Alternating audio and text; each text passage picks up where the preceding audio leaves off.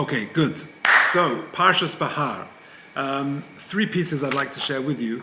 The first one is something I came across in the writings of Rabbi Jonathan Sachs. It's a fabulous, fabulous piece. He makes, as ever, an idea which you've never thought of before, and he just has a very fresh take on things. If you think about it, let me read you, in fact, I'll say it 1,000 times better than I can say it. I'll read you his opening paragraph.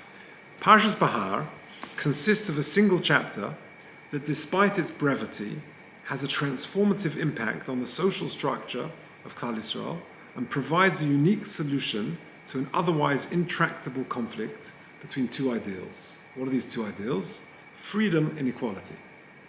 Isn't what he says? Much of human history has illustrated the fact that you can have freedom without equality or equality without freedom. So you can have freedom without equality. That's an open market economy, laissez-faire economics, no restrictions. That's freedom without equality, or equality without freedom, which is some form of communism or socialism or something. But you can't have both. They seem to conflict with each other. The powerful insight of the Torah in this week's Parsha is that you can have both, but just not at the same time. So, and therefore, time itself has to be part of the solution. So he gives an example. Imagine the following scenario. You have two tribes, the north and the south, and they have different economic models. The north tribe, when they sort of begin their whole journey in life, they decide to sort of split up their economy, their land, and everyone gets a portion. And then they decide there's no rules. The only rules that the elders of the community will sort of ensure is that everyone keeps their promises, the rules are kept, and there's no theft and things like that. But basically, you have to work your own land, and if you're successful, then so be it. Then great, you become wealthy. And those that aren't successful, so be it as well. And time moves on, and some people, through hard work, good luck, whatever it may be, they become very successful. They buy the property of others. Some people fall on bad times. And then after a period of time, whatever it is, after 50 years, 100 years, you see that generally that tribe, that north tribe, has succeeded tremendously. But there's been casualties. There's some people who are very poor. Some people have died through malnutrition or whatever it may be. The south tribe, they divide up their property in equal portions, and they have to share, it's like a kibbutz almost, the old-fashioned kibbutz, where they have to share all the productivity of their work. So they put it into some communal kitty, they get equal shares, and the benefits of that society is that everyone survives, everyone gets a share, but the downside is that people feel very frustrated because all my individual hard work doesn't come back to me. There are some people who are not working as hard as me, and that's not reflected in my reward. There are some, and there's no benefit for my enterprise. But the positive is that at the end of, when you stock take at the end of 10 years, 50 years, whatever it is, no one has actually died because they're sharing the kitty. But there's a bit of frustration. Effectively, he's describing these two models, an open market economy and socialism and communism. So what does Parshas Behar have to do with anything about this? So he says something very interesting. If you think about it, what is the Torah perspective? The Torah perspective is, on one hand, we recognize that hard work provides dignity. It's important for a person to enjoy the fruit of your own labor. But on the other hand, to recognize that wealth is not just a privilege, but a responsibility. And therefore, the Torah has a system that every 7 years, you sort of reboot the system and you can provide some form of equality. And every 50 years, when you have Yovel, also in this week's Parsha, you reboot it even more. So for example, in the Yovel year, all the ancestral land goes back to the original owner. So I may have been very successful in those 50 years. I may have made good business deals and bought lots of land and become very wealthy, perhaps at the expense of others who are struggling. But come the 50th year, come the Yovel year, all the land now goes back to the owners. So you're rebooting, you're sort of perfecting the imperfections of an open market. That's effectively what Yovel does. Moreover, in the Shemitah year, all debts are cancelled out. So you're not going to be locked in the terrible chains of debt forever, because come Shemitah, the loans are wiped out. For example, you have to sell yourself into slavery. So again, come Yovel, you go free, or come Shemitah, whatever it may be. So therefore, there's the Parshas Behar is effectively offering a solution, as he puts it, to these two intractable problems. Let's just see some of the sources inside, because this is borne out in the Nevi'im as well. You take a look in the first box. If you're listening online, please email me at j.golker@gmail.com. The Pasuk says in Shmuel Aleph, in Perek Ches, Vayomer Shmuel, he's talking the first time a king was requested by the Jewish people. So Shmuel says, you can have a king. HaKadosh Baruch Hu tells him to have a king. But just bear in mind that you're exposing yourself to the corruption and the trappings that a king could get involved in, the trappings of power. He may take your fields and your vines and your olives. He'll give it to his servants. And he'll make wealthy his people. So you've got to be very careful that without sort of unrestricted rights are dangerous. However, the Pasuk talks about in Parshas Behar, the word Ochiv appears 5 times. It's striking. Why? Because the Parsha is telling us that you've got to look at society as brothers. Imagine you've got your own family, and one of the brothers falls on hard times. So the other brothers are going to get together and help out. Well, if you think about it, that's Klal Yisrael. Klal Yisrael is an extended family. So the Pasuk says, the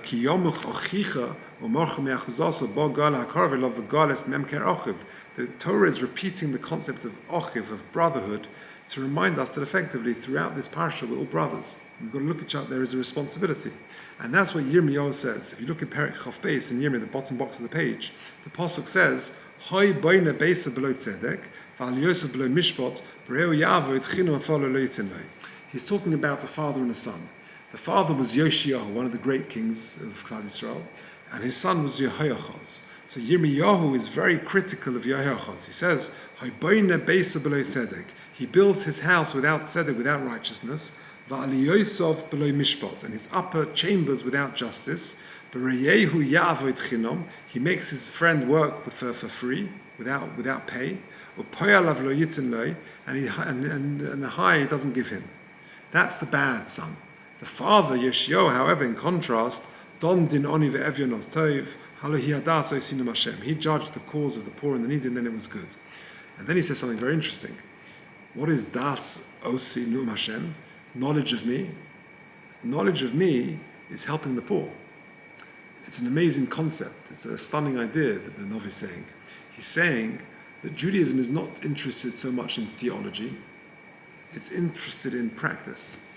You want to know what Das Hashem is? You want to know me, says HaKadosh Baruch Hu? Go help the poor. That's Das Hashem. So what you see from this week's Parsha is an amazing concept, this intractable clash between these two values, to have equality without freedom, or freedom without equality. The solution is in Parshas Behar. Now, how that applies in the 21st century with an international, complicated world economy is hard to know.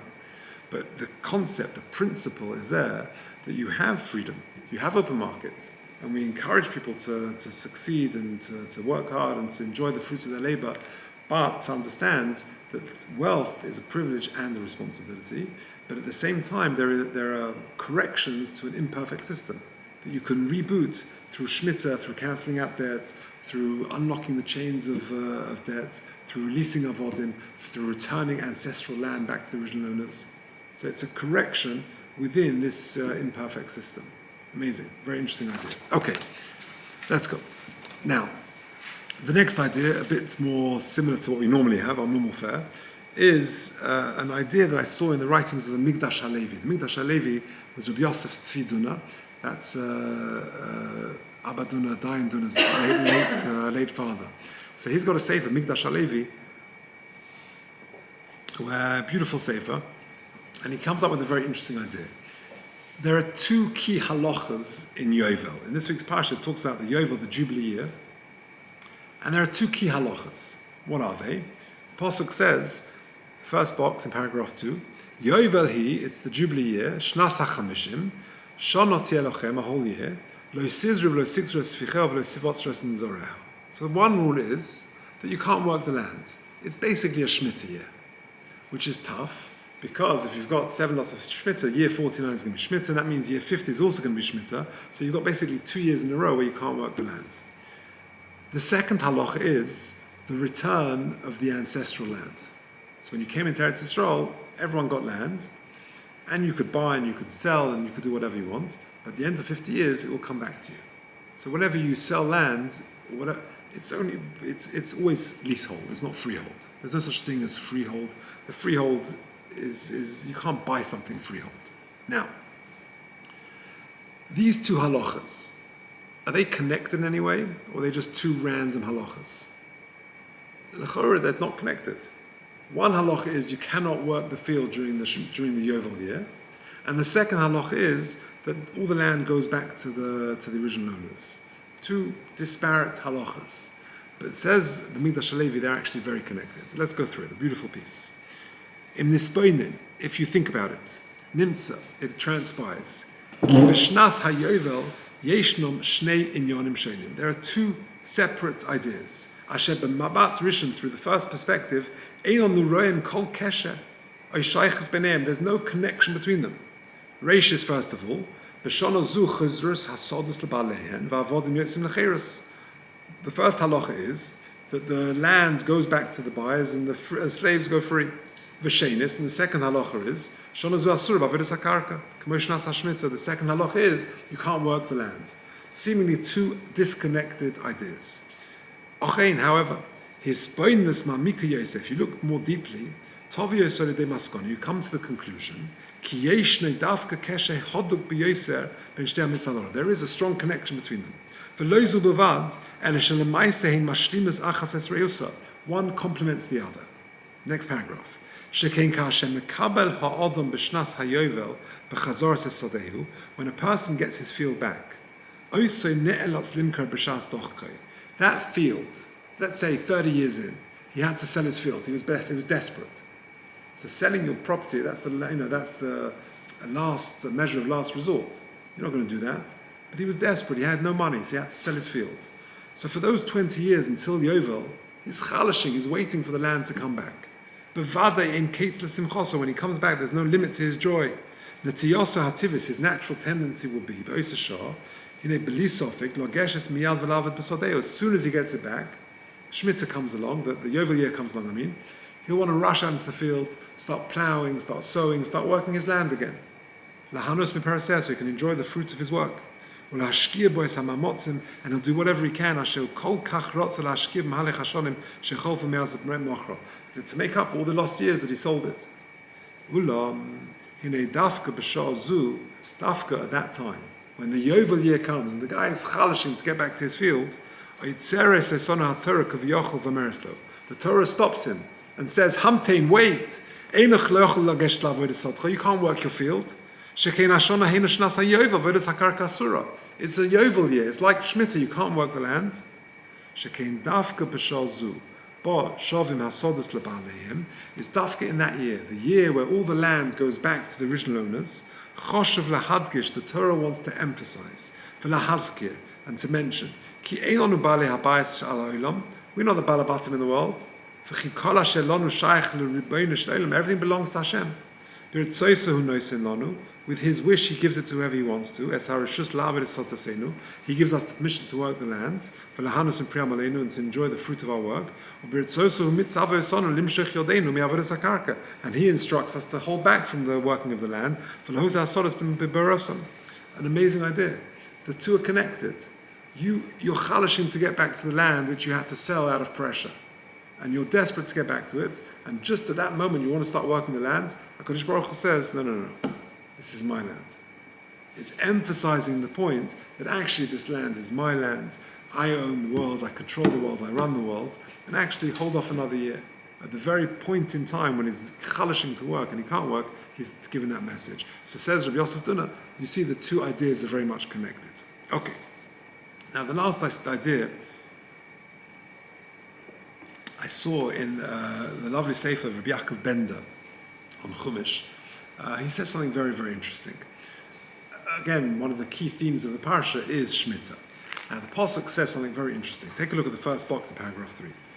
V'nosna ha'aretz pirya v'ochaltem l'soiva v'yishavtem lovetoch aleha. You have the Shemitah year and you don't work the land. Pasuk Chav, interesting Pasuk. V'chisaimru, and if you shall say, ma'noichel b'shonas hashvius, what are you going to eat in the 7th year? What are we going to eat in the 7th year? Hein lo nizra, we didn't sow. V'loi ne'es afes tvosen, we haven't gathered in the crop. Says the Pasuk, v'sivisis b'rchosi lochem, I'll give you bracha, you'll get plenty of bounty, etc., etc. What a strange way to sort of construct the Pasuk. It should have just said, it's not telling a story. It's just say, these are the halachas of Shemitah. When it comes, when the fruit comes along, you can't commercialize your land. You can't work the land. End of story. And I'll give you a bracha in the 7th year, in the 8th year, whatever it is, in the 6th year beforehand. Why are we expressing this halacha in the form of a question? And if we say, Ma'noichel b'shana hashvius, it's a very strange way of expressing this idea. And many ask the question. I've seen it in the Noam Elimelech. The Noam Elimelech says, Rabbi Lezhensk, I was there last week, the famous Noam Elimelech of Lezhensk. B'shem Achi HaChosid, he quotes his brother, Reb Zisha, the two famous brothers. But he quotes his famous brother, Reb Zisha, Yesh ledaktik, heyosh HaTorah yotz b'kan midarka, shederech HaKror lichtov, eze yitloshen. The Torah is going out of his way here to write something a little bit different, a little bit extra. The pasuk afilu ois achas v'alidei zeh the Torah is kamakushas aval hakash lo nichtav be'atzm b'Torah. You're writing the thing in the form of a question in the Torah. V'kan nichtav akusha v'toiv hayolo loma kim svisias birchosi. Just say you'll get your extra bracha. Why is it expressed in the way v'chisoimru ma'noichel b'shon hashvis? So Rav Bender takes such an interesting perspective on this. He says, it's okay to have questions. The Torah is telling us, I know how you're going to feel. You're about to come to the 7th year. This is your parnasa. We're so distant from an agricultural lifestyle that it's hard for us to really get into the head of the farmer. But the Torah is telling us, the farmer's going to be anxious. He's going to be nervous. How am I going to put food on the table? I can't cultivate, I can't sell as normal. Anyone can walk onto my land and pick my fruit, and they have as much rights to it as I do. So the person is going to feel anxious. You know what it's saying? The Torah is telling us, if you have doubts and questions, it's okay to express those doubts and to express your concerns. You're not grumbling, you're not grievance, you're not complaining against HaKadosh Baruch Hu, you're just articulating your concerns. There's a famous Gemara in Yuma. The Gemara says, Pasuk in Mishlei, Daiga b'leivish yasichena. So the Gemara gives a couple of explanations what that means. One of them is yasichena la'acherim. What does that mean? I once heard from Dan Ehrentreu, that he once told me that my wife is a therapist, so this is her field. So he once told me that the root of all therapy, of all psychology, is this Gemara. Daigas b'liba yasichena la'acher. When you have concerns, you've got to just speak it out. You've got to articulate them. Now, of course, a therapist is trained to listen, to ask, to explore, to help, but the main benefit is in the very articulating of the concerns. And that's exactly what the Torah is saying over here. If you've got concerns, express them, articulate them. Don't bottle it up, don't keep it inside. An amazing thing. I mean, the last few years with COVID and everything else, and schooling and everything, it's important to let the kids articulate whatever their concerns are. It's very important to give them forums for it. And Rav Bender quoted an amazing insight of Rav Hudna, a well-known Gemara. The Gemara says in Pesachim Daf Nun Amud Aleph, Omer Rebbe Acha Bar Chanina. Says the Gemara, Loi ka'olam hazeh ha'olam haba. This world is different to the world to come. What's the difference? Ha'olam hazeh, in this world, al basuros tovas omer baruch ha'tov ha'metiv. When a person has some good news in this world, you say ha'tov ha'metiv. V'al basuros ro'os, but on bad news, omer baruch dayan ha'emes. You say the baruch of dayan ha'emes. Ha'olam haba, but in the world to come, kule ha'tov ha'metiv. the only bracha that you make is hatov v'meitiv. What's the normal explanation of that? That in the world to come, when you look back, you actually realize there's no such thing as bad. What you thought was bad is actually good. So there's only one bracha to make, hatov v'meitiv. Says Rav Hutner, what you see from here, that if someone does say hatov v'meitiv in this world, it's not that he's trying to be a tzaddik and he's pretending that everything is good or thinking genuinely that even the bad things are good. A person who makes hatov v'meitiv in this world on something which is bad, it's a bracha levatala. That was Rav Hutner's take on this Gemara. A person who makes hatov v'meitiv on something bad that happens in this world, it's a bracha levatala. In other words, if something bad happens, recognize that, express, I don't understand it, it's difficult, I'm finding this hard, I feel uneasy about this, I'm anxious about it, whatever it may be. But that's okay. And that's really what the Pasuk is saying. A person is concerned, Shemitah's coming up, etc., etc. I understand you feel anxious and concerned, but express, articulate it. And that's why the Torah went out of its way to express this in a very unusual format for the Torah standards. A very interesting, very 21st century way of looking at psychology. To not bottle it up, but to express it, to have a forum to express it. Okay, so let's just summarize. What are the three ideas we spoke about this evening?